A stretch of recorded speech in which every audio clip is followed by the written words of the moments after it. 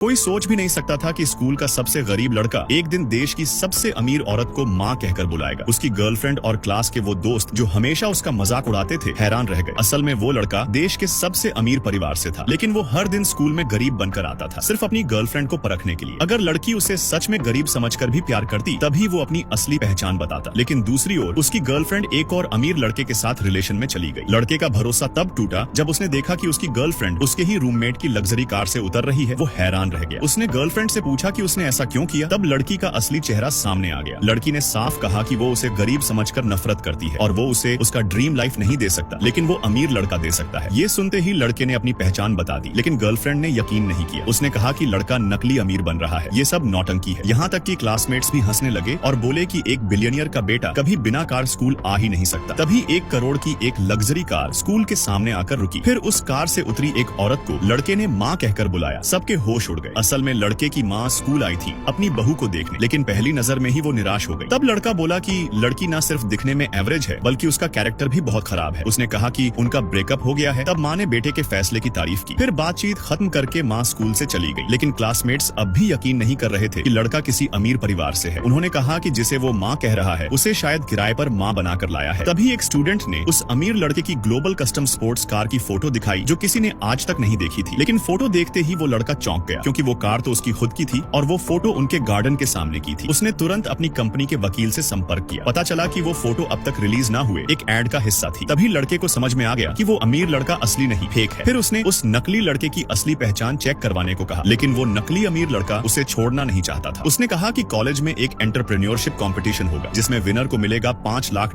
का इनाम। उसने उस लड़के को चैलेंज दिया हिस्सा लेने का। लड़का तुरंत मान गया। शर्त थी कि अगर वो हार गया तो सबके सामने घुटनों पर बैठकर माफी मांगनी होगी और स्कूल हमेशा के लिए छोड़ना होगा। लेकिन लड़के को पहले से पता था कि उस लड़के की असलियत क्या है। वो था ऐसा इंसान जिसे उसका परिवार फाइनेंशियल हेल्प देता था, लेकिन वो उस हेल्प का गलत इस्तेमाल करता था और लड़के की पहचान चुराकर स्कूल में अमीर बनकर घूमता था।